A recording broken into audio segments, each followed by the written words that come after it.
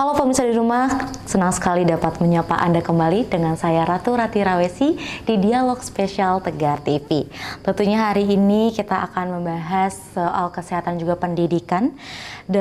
Untuk kesehatan dan pendidikan adalah fondasi utama pembangunan daerah. Dua sektor ini bukan hanya mencermin kualitas pelayanan publik, tetapi juga menentukan masa depan generasi kita khususnya di Kabupaten Lampung Tengah. Nah, disinilah peran pemerintah daerah dan DPRD menjadi sangat strategis mengawal anggaran, merumuskan kebijaksanaan dan juga memastikan setiap program benar-benar terserap oleh masyarakat khususnya di Kabupaten Lampung Tengah. Tentunya saya tidak sendiri, di sini ada narasumber saya yang luar biasa yang akan kita bahas lebih dalam lagi, yaitu Bapak Sukarman SSI selaku anggota DPRD Kabupaten Lampung Tengah Komisi 4 dan juga Ketua Fraksi PKS. Halo Bapak, gimana Pak? Waalaikumsalam. Kabar Bapak gimana sehat, Pak? Ya. Oke, sehat Pak. Lagi sedang kesibukan apa Pak akhir-akhir ini? Biasa ini di samping bahas ini menjelang pengesahan APBD 2026 ya. Nah, kegiatan-kegiatan rutin di rumah ya terkait pemberdayaan ekonomi masyarakat juga masih kita jalankan di rumah ya. Oke, jadi masih ada kegiatannya sangat padat ya Pak ya. Besok itu kan paripurna APBD 2026 besok rencananya. Besok sudah mulai ya Pak ya. Oke Pak, kita akan membahasan tentang kesehatan juga pendidikan di khususnya di Kabupaten Lampung Tengah Pak. Sejauh ini Pak, bagaimana untuk kualitas layanan kesehatan dan fasilitas yang ada di Kabupaten Lampung Tengah ini Pak? Jadi untuk pemirsa Tegar TV dimanapun Anda berada ya, Assalamualaikum warahmatullahi wabarakatuh. Saya Sukarman SSI, anggota Komisi 4 DPRD Lampung Tengah. Alhamdulillah bisa menyapa pemirsa Tegar TV dimanapun berada. Dalam kesempatan ini ya saya akan menyampaikan tentang tupoksi khususnya saya di Komisi 4 ya terkait di bidang kesehatan ya. Ini dari awal saya dilantik di DPRD Lampung Tengah di Komisi 4 memang saya fokus itu kan itu berpihak pada terutama orang-orang kecil masyarakat yang nggak mampu ya saat mereka yang sakit itu kan ya. Dari awal saya istiqomah komit ya menangani program ini ya terkait untuk masyarakat yang nggak mampu ya, yang nggak mampu terus kebetulan mereka sakit ya, ini agar mereka untuk mendapatkan fasilitas kesehatan itu tidak sulit itu kan ya. Jadi saya masih fokus ya nangani masalah yang seperti itu kan ya.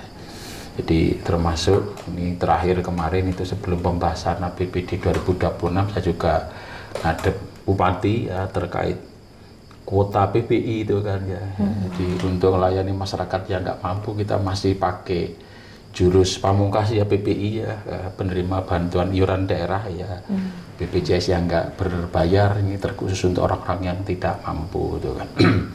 Cuman sampai akhir tahun ini itu kan kendala yang kami hadapi ini kan susahnya masyarakat Lampung Tengah untuk mau berobat ke rumah sakit daerah kita ya, karena untuk PPI ini kan sebenarnya karena ini anggaran dari daerah diharapkan ini ya untuk warga masyarakat Lampung Tengah yang menerima program PPI untuk bisa berobat ke rumah sakit Demang itu kan ya, tapi masih yang menjadi satu kendala ini pemahaman persepsi masyarakat terkait rumah sakit Demang ini kan ya masih sangat-sangat susah untuk dirubah itu kan ya. Jadi banyak masyarakat yang notabene mereka tidak punya BPJS ya. BPJS berbayar nggak punya, kemudian duit juga nggak punya, sakit itu pun mereka suruh berobat ke rumah sakit Demang masih susah gitu kan ya, masih susah. Tapi ya saya nggak berkecil hati ya, setiap kali turun ke masyarakat saya selalu mengkampanyekan tentang rumah sakit Demang dan program kami terkait PPI itu kan ya. Jadi kalau ada masyarakat yang nggak punya duit sakit ya sebenarnya bahkan sampai mobil ambulan udah kita siapkan ya, kita jemput, kita bawa ke rumah sakit Demang ya, nanti pulang mereka bawa kartu PPI itu pun juga sekarang masih saya rasakan masih belum bisa maksimal menggiring masyarakat Lampung Tengah untuk bisa berobat ke sana kan gitu kan. Ini salah satu kendala yang kemarin saya sampaikan kepada Bupati. Saya minta tolong kepada Bupati agar seluruh jajaran ya puskesmas yang ada di seluruh kecamatan Kabupaten Lampung Tengah agar ikut mengkampanyekan tentang rumah sakit Demang, agar mereka terutama orang-orang yang nggak mampu sakit bisa terlayani dengan mudah, cepat dan tak berbayar seperti itu kan ya. Oke, untuk kendalanya dari tadi adalah masyarakat Kabupaten Lampung Tengah belum ada banyak yang tahu ya Pak maksimal ke rumah sakit. Sebenarnya untuk faktor kendala utamanya mereka tidak ingin ke rumah sakit Demang itu apa sih Pak? Itu sebenarnya itu kan ya persepsi masa lalu ya. Yang pertama dari faktor keamanan kalau alasan masyarakat, kemudian yang kedua dari pelayanan itu kan. Nah, terus kemudian yang ketiga itu alasan ya mungkin kalau ke sana kesannya itu agak angker jauh gitu kan ya. Padahal ini kalau kita ya terakhir saya datang ke rumah sakit Demang itu kan ya terkait dengan keamanan sekarang sebenarnya udah jauh berbeda dengan dulu gitu kan yang pertama. Yang kedua pelayanan nih ya, ini dokter-dokter spesialis juga sudah banyak di sana itu kan ya, dan peralatan-peralatan juga sebenarnya udah nggak kalah bahkan mungkin dibandingkan dengan yang ada di rumah sakit swasta yang ada di Kabupaten Lampung Tengah. Demak masih terbaik sebenarnya kan ya, cuman karena ya itu merubah mindset masyarakat yang sudah terlanjur seperti itu butuh energi ekstra kerjasama semua pihak ya, dari mungkin kalau saya minta dari kepala kampung mungkin mengkampanyekan rumah sakit Demang, puskesmas itu kan ya, sampai dinas terkait ya, rumah sakit Demang sendiri ya, mudah-mudahan ya seiring dengan berjalannya waktu nanti rumah sakit Demang bisa, harapan kami bisa seperti rumah sakit Ayani Metro, rumah umum Ayani Metro, rumah sakit Mardi Waluyo, bahkan kalau sekarang dibandingkan dengan rumah sakit Harapan Bunda sendiri yang di Lampung Tengah itu masih beda jauh sekali, karena yang opnam di rumah sakit Demang itu bisa dihitung sekarang dengan jari gitu kan ya, itu kan ya. Jadi seperti itu kan ya. Jadi persepsi masa lalu sebenarnya itu kan ya. Oke, jadi memang stigma masyarakat yang belum berubah dari kejadian yang lalu-lalu ya Pak ya. Oke, memang akan banyak lagi nih Pak untuk kesehatan-kesehatan yang lainnya akan ditanyakan, namun kita akan jeda sedikit ya Pak ya. Kita akan jeda sedikit pemirsa di rumah setelah jeda pariwara berikut ini.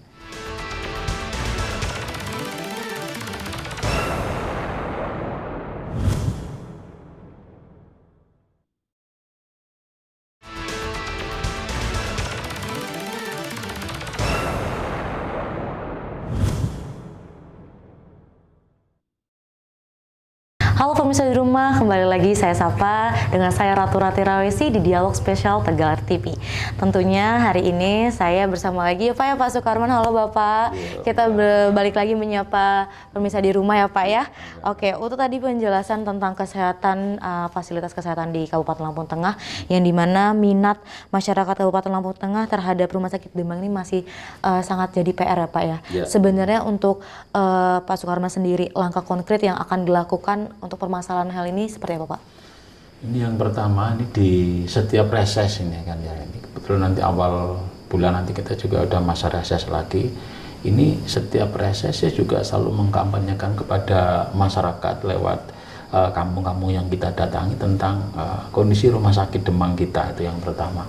Kemudian yang kedua, dengan rumah sakit Demang termasuk dinas kesehatan ya, saya selalu tekankan ke mereka itu kan ya, karena APBD yang digunakan untuk bayar iuran BPJS itu cukup gede itu kan ya, bahkan tiap bulan kita harus transfer ke rumah sakit swasta yang ada di Lampung Tengah ke Metro, itu cukup gede anggaran yang kita keluarkan untuk transfer membiayai BPJS yang nggak berbayar. Ini sebenarnya kalau masyarakat Lampung Tengah memahami, dan termasuk salah satu usaha saya ini juga memberikan pemahaman, penyadaran kepada warga Lampung Tengah agar APBD yang mudah dikeluarkan begitu besar untuk BPJS ini bisa biar masuk ke rumah sakit Demang kan akan kembali ke Lampung Tengah kembali. Ini juga salah satu tugas yang kedua kami. Terus yang berikutnya itu kan ya, itu saya juga menekankan kepada Bupati itu kan ya, terus kepada Direktur Rumah Sakit Demang agar pelayanan yang selama ini ditakutkan oleh masyarakat ini jadi PR utama gitu kan ya. Memang ya nggak menutup kemungkinan kadang-kadang ada itu kan ya, udah pasien darurat itu di IGD yang menangani seperti agak asal-asalan, tapi itu kan tempo dulu ya. Kalau sekarang ini kan ya, ini pelayanan juga jadi titik tekan utama untuk perbaikan Rumah Sakit Demang ini. Jadi dari Direktur Rumah Sakit Demang, Dinas Kesehatan, Bupati beserta jajarannya, termasuk kita di Komisi 4, ini selalu menyampaikan kepada masyarakat bahwa pelayanan di Rumah Sakit Demang udah nggak seperti dulu. Dulu ada bahasa itu 3 hari belum sembuh udah suruh pulang gitu kan ya. Dulu ada bahasa, tapi sekarang ya kalau memang harus 10 hari dirawat di sana, nggak ada ini. Terus berikutnya itu kan ya, ini termasuk ya saya menyiapkan ya, secara pribadi di fraksi PKS itu mobil ambulan di setiap dapil itu kita punya itu kan ya. Jadi kalau ada masyarakat yang nggak mampu, nggak punya duit, kita jemput, kita bawa ke Rumah Sakit Demang ya. Bahkan nanti ya mereka suruh ngurusin surat keterangan nggak mampu dari kampung, dan KTP KK nanti mereka pulang sudah bawa kartu BPJS yang nggak berbayar, sudah terdaftar seperti itu. Itu salah satu upaya kami itu kan ya. Termasuk ini dengan puskes-puskes itu kan ya.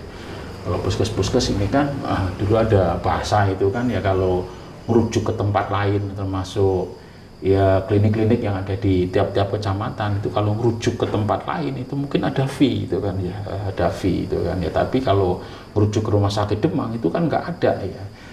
Kami tekankan kembali kepada puskes-puskes ya, klinik-klinik ya, bahkan yang ada seputaran-seputiraman ya, kita sampaikan, ayo bareng-bareng, kalau nggak kita siapa lagi mau menghidupkan Rumah Sakit Demang. Tapi kalau bahasa puskes, bahasa klinik itu kan, kalau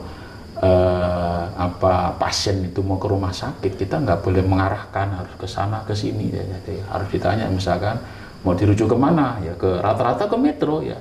Kalau kan nggak Marti Waluyo Ayani Metro itu kan rata-rata seperti itu. Kalau ke swasta ya Harapan Bunda kan yang ada di pikiran masyarakat itu ya. Nah, tapi ya saya cuman ingatkan ke klinik-klinik, ke puskes-puskes, kepala puskes yang ada di seputaran seputiraman dan dapil-dapil yang lainnya, di kecamatan yang lainnya, singgunglah Rumah Sakit Demang ya. Kita punya rumah sakit yang nggak kalah dengan rumah-rumah sakit yang ada di seputaran Lampung Tengah, termasuk yang ada di Metro. Singgung ya, arahkan, kenalkan ya. Kalau nggak dikenalkan kan masyarakat nggak tahu. Ini salah satu upaya kami, dan di tahun 2026 ini nanti ini juga Mbak Bupati ini kan juga punya target gimana caranya Rumah Sakit Demang nanti bisa mendapatkan PAD itu ya berlipat-lipat ya, karena masyarakat Lampung Tengah yang nerima sumbangan dari BPJS yang dibiayai oleh APBD, mereka akan berobat ke situ, harapannya seperti itu gitu kan ya. Nah, ini target kami itu kan ya. Oke, untuk selama ini Pak, kan tadi targetnya adalah memang untuk antusias ataupun keinginan masyarakat Kabupaten Lampung Tengah untuk dapat berobat di Rumah Sakit Demang ini Pak. Selama dari 2025 ini kan sudah di penghujung Pak. Untuk Bapak sendiri, kinerja apa yang sudah tercapai Pak di tahun 2025 ini? Jadi kalau kami itu kan ya, jadi saya kemarin lihatnya cuman dari mobil ambulan ini hampir nggak pernah istirahat itu kan, nggak pernah istirahat. Kalau datang ke sini ya bawa pakai fasilitas kami itu pasti saya bawa ke Rumah Sakit Demang itu kan ya. Jadi target utama ini di penghujung ini kan ya, walaupun belum maksimal ya bisa kami kerjakan, tapi ya seenggak-enggaknya kami sudah memperkenalkan, memberikan solusi ke masyarakat, terutama masyarakat yang nggak mampu untuk berobat, untuk bisa datang ke Rumah Sakit Demang, dan sudah banyak ya. Mungkin kalau dihitung tiap minggu itu nggak kurang dari 2-3 orang itu kita membawa pasien, dan mereka merasakan manfaatnya. Ada kami di sini yang pertama, ada Rumah Sakit Demang yang bisa melayani mereka itu sewaktu-waktu walaupun nggak punya duit itu kan ya. Ini yang kami lakukan ini sampai penghujung tahun ini seperti itu gitu kan ya. Oke, jadi memang sudah banyak upaya yang dilakukan dan juga pencapaian dicapai ya Pak ya, bersama kerjasama dengan stakeholder dan juga pemerintah di Kabupaten Lampung Tengah ini ya Pak ya. Oke, untuk selanjutnya kita akan bahas lebih dalam lagi Pak ya, dari pendidikan dan juga kesehatan. Pemirsa di rumah, kita akan jeda sedikit setelah jeda pariwara berikut ini.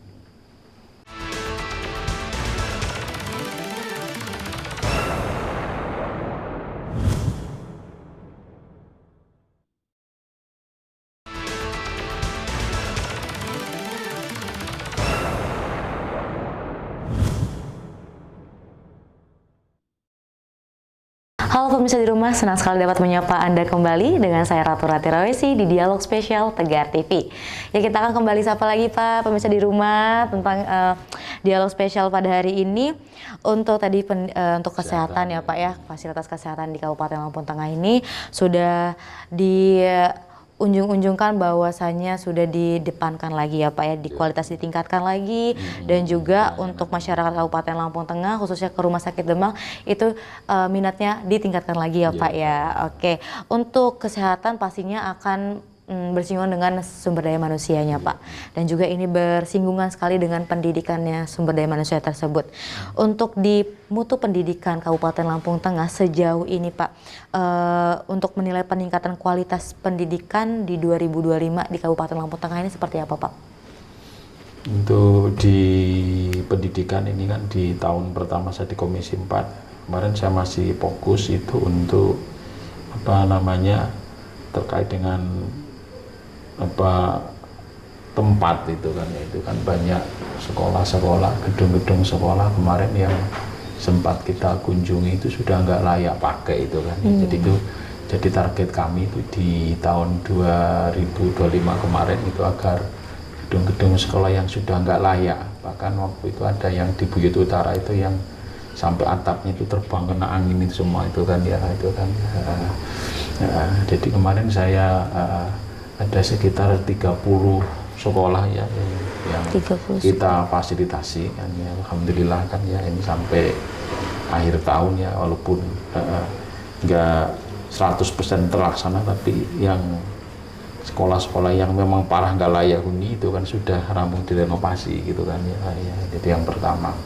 Kemudian yang kedua, ini ada penekanan juga dari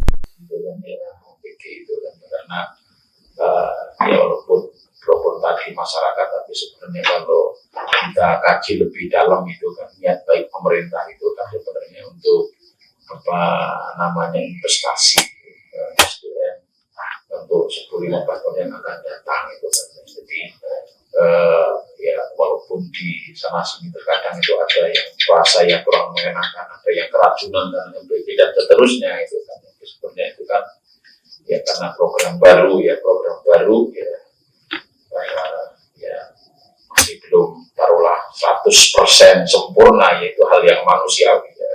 Tapi ya kita coba telusuri, kita sampaikan ke atasan kita, ke partai itu kan ya, direspon baik sampai ke pusat, sehingga program NPG sebelum sekarang ini kan sudah ada banyak perbaikan itu kan. Jadi di 2025 itu saya masih fokus di itu. Yang pertama terkait gedung-gedung sekolah yang memang rusak parah, saya langsung ketemu dengan kepala dinasnya itu kan ya, sekitar 30-an itu ya, kita sampaikan kalau memang mampu 30 direnovasi semua itu alhamdulillah, kalau memang nggak mampu ya kualitas yang memang sudah sangat-sangat parah itu yang diterbuka gitu. Nanti sisanya nanti di tahun 2026 nanti untuk diselesaikan ya.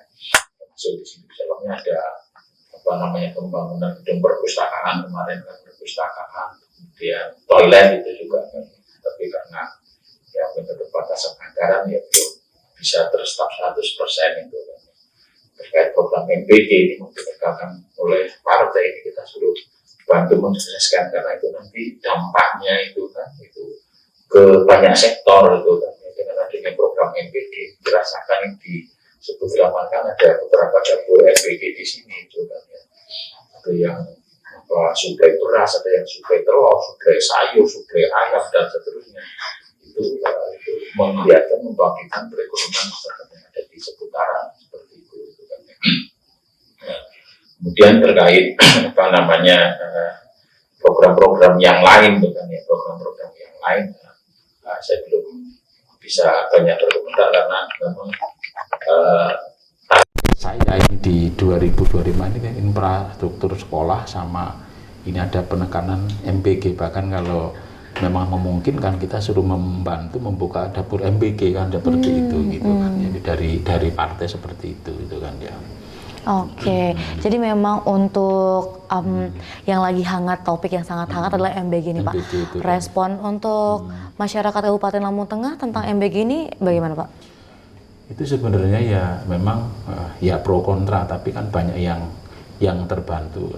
Saya komunikasi dengan orang tua wali murid itu kan, jadi mereka memang sangat-sangat terbantu. Harusnya pagi-pagi mereka masak untuk persiapan bontot itu kan, yang mereka udah nggak mikirin lagi yang pertama. Kemudian yang kedua itu para siswa juga senang sekali, itu bisa makan bersama dengan menu yang sama dengan teman-teman satu kelas itu kan juga membantu meningkatkan kebersamaan. Terus tambah lagi yang terpenting tadi itu menggeliatkan ekonomi di seputaran kan seperti itu kan ya. Jadi responnya ya walaupun ada yang negatif, tapi kalau mungkin bisa saya simpulkan itu ya orang tua murid itu sangat-sangat terbantu. Bahkan apalagi nanti kedepannya untuk ibu-ibu hamil juga akan disiapkan tuh kan ya, akan disiapkan makan bergizi gratis. Saya sangat-sangat pendapat itu nanti kalau itu dijalankan, kemudian diperbaiki kekurangannya, terus kemudian orang-orang yang buka MBG juga orang-orang yang bertanggung jawab, nggak semata-mata mau cari keuntungan semata itu kan ya. Jadi apa yang diprogramkan tujuan Pak Prabowo itu akan terpenuhi investasi untuk generasi yang akan datang. Indonesia Mas tahun 2045 seperti itu akan terwujud insya Allah kan seperti itu kan ya.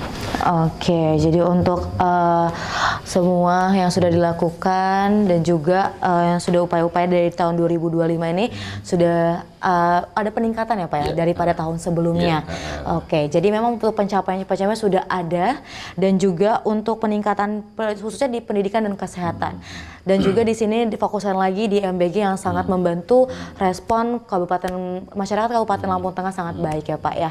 Oke, sebelum mengakhiri diskusi kita pada hari ini Pak, boleh menyapa pemirsa di rumah Pak untuk menyampaikan kesan dan pesannya Pak. Oke, terima kasih Mbak Ratu ya untuk pemirsa Tegar TV ya dimanapun Anda berada. Ini sekali lagi sebelum kami akhiri jumpa kita pada malam hari ini ya, saya himbau kepada masyarakat Lampung Tengah ya. Jadi terkait rumah sakit Demang yang selama ini persepsi Bapak Ibu sekalian masih sangat menakutkan untuk berobat ke sana, ini perlu saya sampaikan untuk saat di rumah sakit Demang ini sudah sangat-sangat ramah dan pelayanannya juga sudah cukup bagus ya. Jadi untuk kita semua yang apalagi yang nggak punya BPJS, kemudian nggak punya dana, kemudian keluarganya sakit, jangan sungkan, jangan ragu untuk datang ke rumah sakit Demang. Insya Allah nanti akan dilayani dengan baik dan nanti pulang akan bawa terdaftar sebagai anggota BPJS yang nggak berbayar. Terus kemudian untuk terkait dengan bidang pendidikan ini ya, untuk program MBG ya ini program baru sehingga kalau kita mengharapkan langsung sempurna ya mungkin sempurna itu hanya milik Allah ya nanti, tapi pelan tapi pasti saya yakin nanti program MBG akan sempurna dan manfaatnya nanti akan dirasakan oleh seluruh warga masyarakat Kabupaten Lampung Tengah yang kita cintai. Mungkin sementara itu yang bisa saya sampaikan. Oke, terima kasih Pak Sukarman. Itu adalah nilai positif dan juga kesan-pesan yang sangat-sangat bermakna untuk Kabupaten Lampung Tengah, khususnya masyarakat di bidang pendidikan dan juga kesehatannya Pak ya. Oke, pemirsa di rumah, terima kasih telah menyaksikan dialog spesial bersama Pak Sukarman. Terima kasih Pak Sukarman sudah ingin diwawancari ya Pak ya. Oke, saya Ratu Rati Rawesi pamit undur diri di dialog spesial Tegar TV. Sampai jumpa.